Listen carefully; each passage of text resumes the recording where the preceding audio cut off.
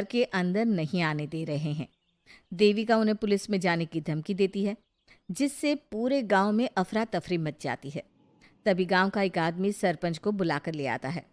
सरपंच उनके घर के बाहर का नज़ारा देखकर कहते हैं, जोगिंदर जी, ये आपके घर की औरतों ने कैसा हंगामा मचा रखा है।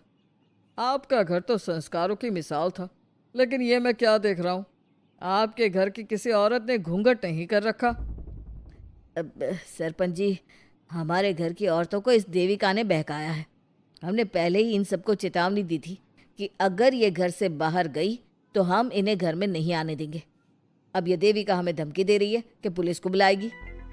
क्या? पुलिस? इस गांव का बरसों पुराना इतिहास रहा है। इस गांव में कभी पुलिस नहीं आई। गांव के सभी फैसले हमने मिलजुल कर किए हैं। जोगिंदर, तुम्हारे घर का फैसला पंचायत करेगी। सरपंच जी, आपने ठीक कहा। पंचायत दोनों तरफ की बातें सुने और जो भी फैसला पंचायत करेगी वो हमें मंजूर होगा। तो ठीक है, आज दोपहर को सभी गांव की चौपाल पर इकट्ठा होंगे और वहीं तुम्हारे घर का फैसला होगा। सरपंच वहां से चला जाता है। घर के आदमी घर के अंदर जाकर दरवाज़ा बंद कर लेते हैं और घर की औरतें वहीं घर के बाहर पेड़ के नीचे बैठ जाती हैं। तभी विमला कहती है, देविका बहू, तुम्हें भूख लगी होगी ना? नहीं माँ जी, मुझे भूख नहीं लगी, मैं ठीक हूँ। बहू, तेरा बच्चा छोटा है अभी, तुझे भूखा नहीं रहना चाहिए। वीना, सुजाता, जाओ पास में जो पंडित जी का बाग है ना, वहाँ से कुछ फल तोड़ लाओ। वीना और सुजाता पास के बगीचे से खूब सारे फल तोड़ कर ले आती हैं। सभी औरतें फल खाती हैं। तभी देविका कहती है, आप सब घर से बाहर निकली, घूंघट उतार दिया तो इन मर्दों की इज्जत चली गई, लेकिन हम सब घर के बाहर भूखे प्यासे बैठे हैं। इस बात पर इन अहंकारी मर्दों को शर्म क्यों नहीं आ रही? हाँ देविका, तुम ठीक कह रही हो। अगर हम मर भी जाए ना, तब भी इन मर्दों के लिए इनके बनाए गए नियम कानून ही अहम रहेंगे, हम नहीं। सुजाता भाभी, मुझे तो सबसे ज़्यादा सचिन पर गुस्सा आ रहा है। उसने मुझसे लव मैरिज की थी, क्या क्या वादे किए थे कि मेरा साथ कभी नहीं छोड़ेगा, और आज उसने मेरा साथ छोड़ दिया। अपने बच्चे को एक बार भी नहीं देखा उसने। टीवी का वो शुरू से ही ना डरपोक रहा है, लेकिन इन सारी बातों को छोड़ो। मुझे तो इस बात की चिंता हो रही है कि पंचायत में न जाने क्या फैसला होगा। पता नहीं वो इंसाफ करेंगे भी या नहीं। वीना दीदी, आपको अभी भी पंचायत से इंसाफ मिलने की उम्मीद है? अगर इस गांव की पंचायत में सच में इंसाफ करने की भावना होती तो सरपंच जी अभी हमें घर के अंदर जाने देते। देखा नहीं कितना जहर उगल कर गए हैं हमारे खिलाफ। तो बहू, अब हम क्या करेंगे? पंचायत तो हमारे खिलाफ ही फैसला सुनाएगी। पहले तो हम अपनी सारी बातें रखेंगे। अगर ये लोग नहीं माने तो आपको वही करना होगा जो मैं कहूँगी। लेकिन एक बात आप याद रखना, किसी भी सूरत में हम झुकेंगे नहीं, क्योंकि हम सही हैं। देविका सभी औरतों को समझा रही थी। तभी वहाँ एक गांव वाला आता है। आप सभी को पंचायत में बुलाया है। उस गांव वाले की बात सुनकर सभी औरतें पंचायत में पहुंचती हैं। वो देखती हैं कि उस पंचायत में सारा गांव इकट्ठा हो गया है। बहुत सारी औरतें लंबे लंबे घूंघट करके वहां आई हुई हैं। तभी पंचायत की कार्यवाही शुरू की गई और घर के आदमियों से पूछा गया कि वो घर की औरतों को घर में क्यों नहीं रखना चाहते। हमारे घर की औरतें ना तो घूंघट उतारती है और ना ही किसी डॉक्टर से इलाज करवाती है, और हमारे मना करने के बाद भी इन सब ने घर से बाहर कदम रखा, हमसे ऊंची आवाज़ में बात की। हमने इन सबको चेतावनी भी दी, लेकिन इन्होंने हमारी बात नहीं सुनी। अब ये सभी औरतें हमारे घर में नहीं रह सकती। अब औरतें अपना पक्ष रखें। ये कानून की किस किताब में लिखा है कि औरतों को घूंघट करना चाहिए? और अगर मेरे ससुराल की औरतें मुझे डॉक्टर के पास ना लेकर जाती तो ना मेरा बच्चा जिंदा बचता और ना ही मैं। लेकिन दाई अम्मा से हम इलाज करवा रहे थे ना। दाई अम्मा को कुछ समझ में नहीं आ रहा था। देविका का इलाज दाई अम्मा के बस की बात नहीं थी। काफ़ी देर तक दोनों पक्षों में बहस चलती रही।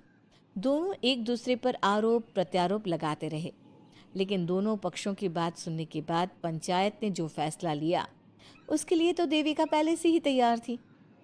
दोनों पक्षों की बात सुनने के बाद पंचायत ने यह फैसला किया है कि सारी गलती महिलाओं की है। अगर वो अपने अपने पतियों से माफ़ी मांग लेती है और वादा करती है कि भविष्य में कभी ऐसी गलती नहीं दोहराएंगी, तो वो घर के अंदर प्रवेश कर सकती हैं। हमें पंचायत का फैसला मंजूर नहीं है। हमने कोई गलती नहीं की जो हम माफ़ी मांगे। और किस बात का वादा करें हम? हमने देविका की जान बचाई है, तो आप हमसे भविष्य में किसी की जान न बचाने का वादा ले रहे हैं क्या? अगर तुम्हें पंचायत का फैसला मंजूर नहीं है तो तुम सबको घर में नहीं, पुरानी हवेली में रहना होगा, जो अब खंडहर बन चुकी है। यह खंडहर तुम्हारे घर के सामने ही है। सरपंच जी, आपका फैसला सही नहीं है। एक बार और सोच लीजिए इस फैसले के बारे में। ओ शहर की छोरी, 4 किताबें क्या पढ़ ली, हमें सही गलत का पाठ पढ़ाएगी? तुझे पता नहीं कि पंचायत का फैसला यहाँ सदियों से चलता आया है और लोग उसी को मानते आए हैं। अच्छी तरह जानती हूँ सरपंच जी। अगर मैं चाहूँ तो आपके इस फैसले को कोर्ट की चौखट तक ले जा सकती हूँ। पुलिस को बुलाकर अभी घर के अंदर जा सकती हूँ। पंचायत और घर के आदमियों की शिकायत पुलिस में कर सकती हूँ और अपने बच्चे को उसका हक दिलवा सकती हूँ। लेकिन नहीं, मैं ऐसा नहीं करूँगी। मैं उसी खंडहर में रहूँगी और इस गांव के आदमियों को दिखा दूंगी कि औरत खंडहर को भी महल बना सकती है, और वो भी बिना किसी आदमी की मदद के।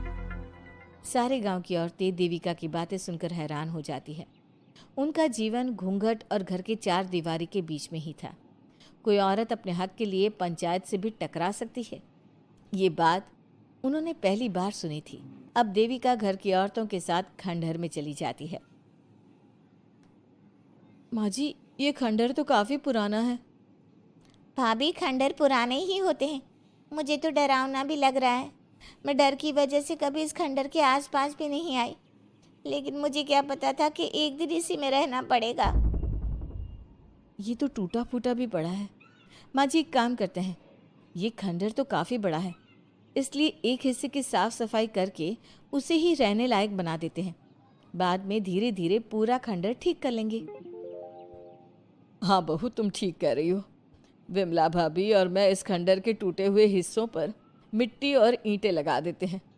सुजाता और वीना, तुम साफ सफाई कर लो। सभी औरतें मिलकर खंडहर के एक हिस्से को सुधारना शुरू कर देती है और काफ़ी देर तक मेहनत करने के बाद वो उस हिस्से को काफ़ी हद तक अच्छा कर लेती हैं। और इसी तरह रात हो जाती है। सभी औरतें बैठकर बात करती है। माँ, हमने इस खंडहर को घर तो बना दिया है, लेकिन ये घर चलेगा कैसे? हाँ माँ जी, मैं भी यही सोच रही हूँ। और हम सब तो बड़े हैं, गर्मी सर्दी भूख कुछ भी आसानी से बर्दाश्त कर सकते हैं। लेकिन देविका का बेटा बहुत छोटा है, उसे तो हमें अच्छी तरह से पालना होगा ना। मैं भी यही सोच रही हूँ कि आगे हमें क्या करना चाहिए। कम्मू और मैं मिलकर मिट्टी का चूल्हा और मिट्टी के बर्तन बना देते हैं। कुछ दिन के लिए खाने का इंतज़ाम भी हो जाएगा, क्योंकि यहाँ पर खेत और बाग बगीचे आसपास ही है, कहीं से कुछ भी ले सकते हैं। पहले आप मुझे ये बताइए कि आप सब लोगों को आता क्या है? मतलब कोई ऐसा काम जिसका आपको शौक हो, जो आपने बचपन से किया हो। बहू, तेरे दिमाग में चल क्या रहा है? माँ जी, बहुत कुछ चल रहा है। बस अब हमारा सारा ध्यान इस बात पर होना चाहिए कि हम अपने लिए अच्छे से अच्छा क्या काम कर सकते हैं। आप सब हिम्मत से और समझदारी से काम लो, फिर देखना हम इस खंडहर को भी महल बना देंगे। इसके लिए सबसे पहले हमें आत्मनिर्भर बनना होगा। देविका सभी को समझा रही थी, तभी उसका बेटा रोने लगा। उसने अपने बेटे को गोद में उठाया और उसे चुप कराने लगी। अब देविका के सामने सबसे बड़ी चुनौती थी कि वो किस तरह से ससुराल की औरतों को आत्मनिर्भर बनाए और किस तरह से अपना घर चलाए।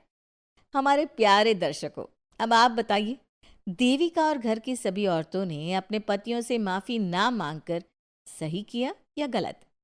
क्या उनका खंडहर में रहने का फैसला सही था? अब देविका को क्या कदम उठाना चाहिए, हमें कमेंट में ज़रूर बताना। हमारी कहानी को लाइक, शेयर और चैनल को सब्सक्राइब करना मत भूलना।